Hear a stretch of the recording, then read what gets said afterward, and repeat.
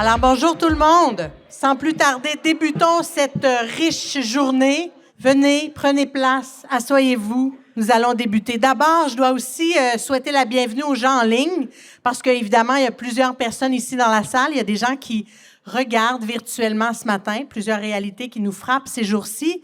Donc, bienvenue aussi à vous qui êtes en ligne chanceux. En même temps, vous n'avez pas eu à braver la neige, quoique c'est très féerique ici aujourd'hui, très romantique même. Ça met la scène pour quelque chose de très positif. Du moins, j'aime toujours porter un regard positif sur les intempéries.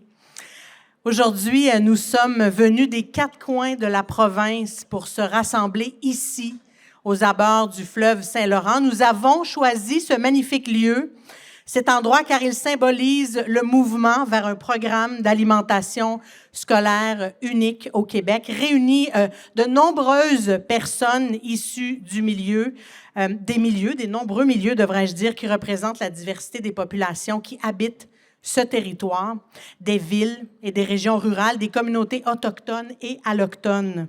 Nous tenons donc à reconnaître que les terres où nous nous trouvons aujourd'hui font partie des territoires ancestraux de la nation Huron-Wendat, la nation Innu, la nation Atikamekw, la nation Malécite et la nation Abénaquise. Nous sommes donc ensemble ici, allochtones et autochtones, parce que nous avons à cœur de renforcer l'accès à une alimentation saine pour tous les enfants.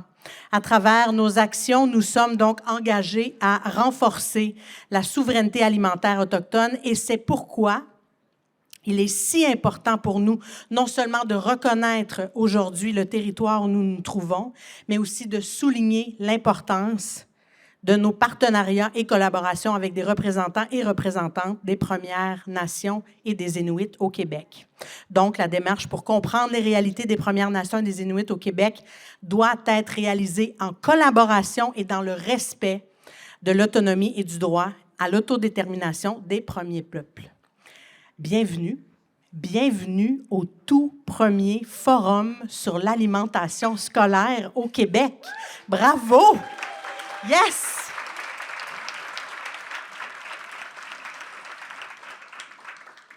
Je me présente, je m'appelle Alison Van Rassel. Salut les gourmands, c'est moi. Je suis chroniqueuse en alimentation. Je suis incroyablement fière d'être ici avec vous aujourd'hui. Je suis qu'une voix au micro, mais il y en a de nombreuses ici. Il y en a encore une fois à la maison. Je pense qu'elle est là, la caméra, je ne suis pas certaine, mais je vous salue, vous qui êtes à la maison, peut-être en pyjama. Ce n'est pas le cas pour nous ici aujourd'hui. Aujourd'hui, on se réunit toutefois, non pas pour mon excellent sens de l'humour, mais on se réunit pour les jeunes d'âge scolaire, pour qu'ils aient des chances égales de réussir et de se développer sans égard à leur bagage socio-économique. Quand même, bravo à vous tous. On veut des repas gratuits dans les écoles et pour tous les élèves. En passant, vous avez apprécié le déjeuner?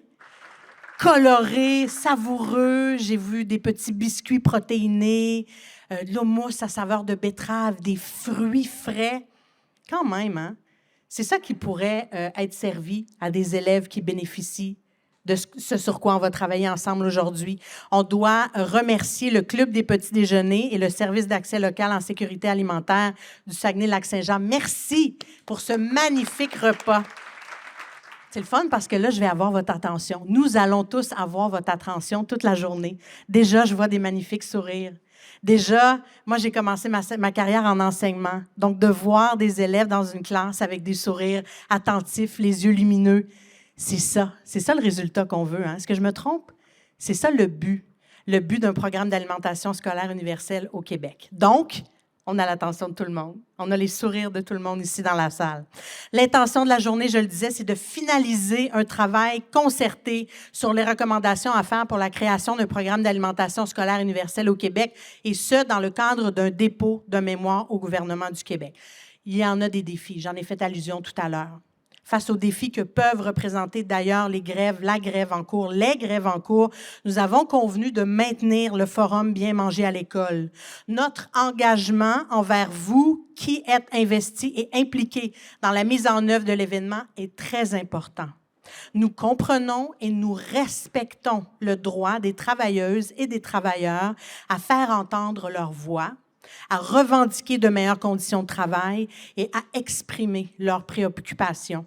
Nous tenons donc à souligner que notre choix de maintenir l'événement ne vise en aucun cas à minimiser l'importance des revendications des travailleurs en grève. Il nous paraît important de maintenir ce premier forum sur l'alimentation scolaire au Québec. C'est une étape historique pour travailler à mettre en place collectivement un programme d'alimentation scolaire universelle pour les enfants et les jeunes québécois. Donc, pour les gens dans la salle, vous retrouvez sur vos tables. Il y en a des jaunes, des petites tentes qu'on appelle, il y en a des blanches, des rouges aussi. Il y a un code QR qui vous mènera vers la campagne d'appui citoyen. Si vous ne l'avez pas déjà fait, apposez votre signature en appui à tout ce que nous faisons ici aujourd'hui. Et pour les gens en virtuel, rendez-vous tout simplement sur bienmangeratlécole.ca.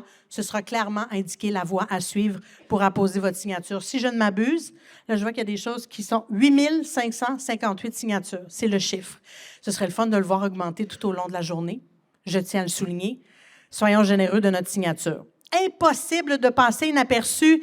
Est-ce qu'il y a les jeunes reporters de la puce à l'oreille qui sont déjà ici dans la salle? Sont-ils ici? Pas encore. Ça, c'est cool.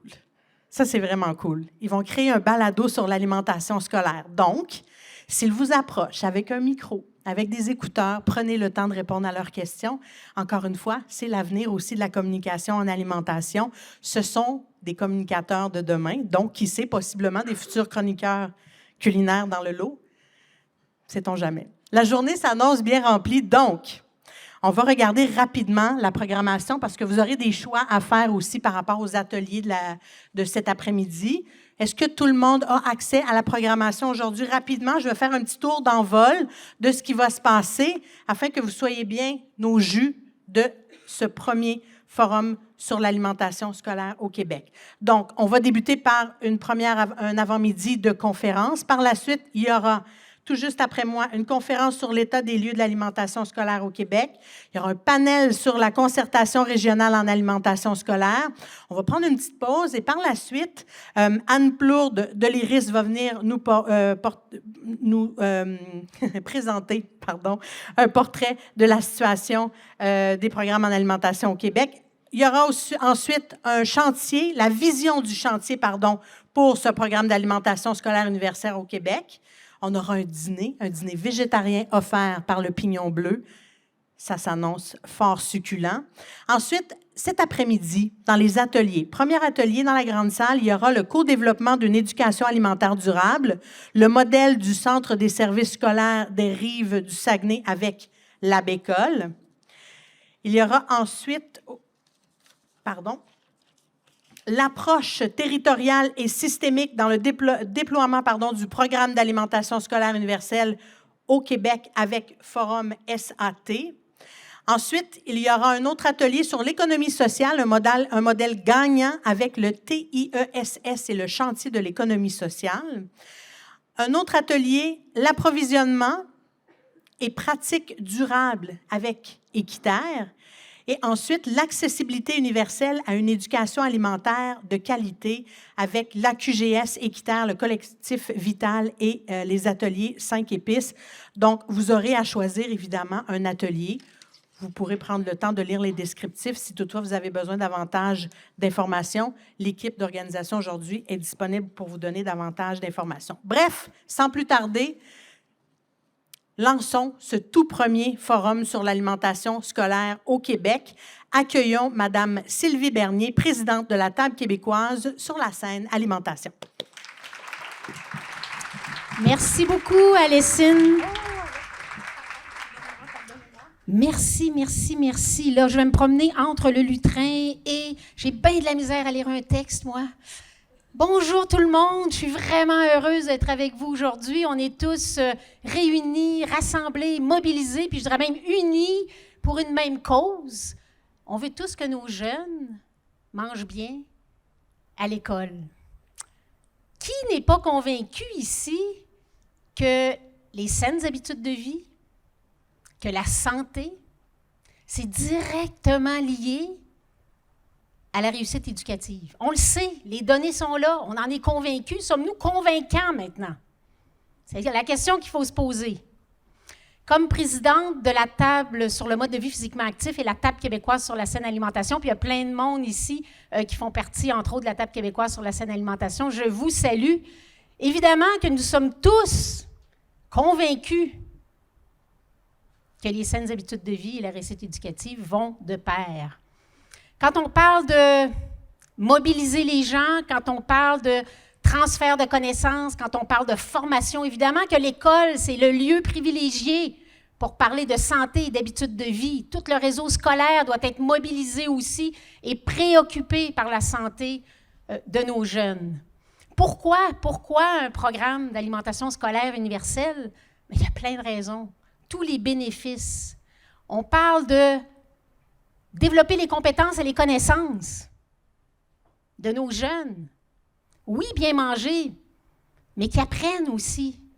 Et on le sait que plus ils adoptent jeunes ces connaissances-là et ces compétences-là alimentaires dans un environnement alimentaire sain, positif, on le sait que non seulement ils adoptent de bonnes habitudes de vie, mais surtout ils les maintiennent. Et c'est ça qu'on veut. Autant en mode de vie physiquement actif, c'est la même chose. Plus ça se fait jeune, dans un environnement sain, plus c'est intégré. Plus ça devient un mode de vie, une habitude de vie. Ce n'est plus une imposition. C'est là, c'est intégré. Nourrir. Nourrir les jeunes qui arrivent à l'école, le ventre vide, sans stigmatisation, que tout le monde mange bien. Ça, c'est vraiment important. Je veux m'assurer de rien oublier ici. L'équité. L'équité. On sait qu'aujourd'hui, ça peut être inégal entre les écoles et les régions. Comment s'assurer que tous nos jeunes, encore une fois, sans stigmatisation, mangent sainement et aient accès au transfert de connaissances par rapport à l'alimentation. Mais on ne part pas de zéro. Et là, c'est important de les mentionner. Je vais prendre le micro ici. On ne part pas de zéro. Le ministère de l'Éducation a doublé les investissements dans la mesure 15012. Si vous voulez en savoir un petit peu plus, ceux qui connaissent ça vont le comprendre. Ils ont doublé les investissements dans les écoles, puis pas juste les milieux défavorisés. Maintenant, c'est dans tous les milieux où on retrouve des jeunes qui ont besoin d'aliments sains pendant la période scolaire. Ils ont doublé aussi les investissements, le financement pour les organismes qui œuvrent en alimentation dans les écoles. Vous vous reconnaissez ici. Donc, ils ont fait ça aussi. Il y a la révision de la politique cadre la révision de la politique cadre pour un virage santé à l'école aussi. Donc, on est en pleine révision en ce moment. Il y a la PGPS, que certains d'entre vous connaissez. Je ne sais pas s'il y a des représentants ici de la politique gouvernementale de prévention en santé qui vise à l'amélioration des conditions de vie, entre autres, en saine alimentation, quand on parle d'équité, que tous les jeunes puissent avoir accès à des aliments sains. On parle aussi de la TQSA. Donc, les gens ici, vous la connaissez, la table québécoise sur la saine alimentation, qui vise notamment à favoriser la santé en matière de saine alimentation. Donc, merci beaucoup à vous tous d'être présents. Pourquoi on est ici? Pourquoi on est ici? Pour s'assurer, encore une fois, que les jeunes mangent sainement à l'école, partout, que ce soit fait de façon équitable. J'inviterai maintenant, puisque c'est une première ce matin, le premier forum, j'invite les membres du comité de pilotage à venir à l'avant avec moi pour qu'on puisse vous reconnaître pleinement. Alors, Maëlle Brouillette, et Alexia Saut du chantier PASUC. Je t'invite à venir à l'avant. Anne-Marie Aubert du Conseil du système alimentaire montréalais. Thibault Liné de la Cantine pour tous. Muriel Vrins d'Équiterre. Lucie Lorrain de la QGS. Marie-Claude Bienvenue du Club des petits déjeuners. Dany Martin du Collectif québécois de la Coalition canadienne d'une alimentation scolaire pour une alimentation scolaire. Et en pensée, virtuellement, Tasha Lackman du Dépôt et Jean-François Archambault de la Tablée des chefs. Donc, je vous remercie infiniment. Comme je vous le disais tout à l'heure, nous, entre nous, sommes tous convaincus du bienfait du programme d'alimentation scolaire universelle au Québec. Maintenant, c'est à nous de sortir et d'être convaincants du pourquoi qu'on a besoin de ce programme. Alors, merci beaucoup à vous tous et bienvenue.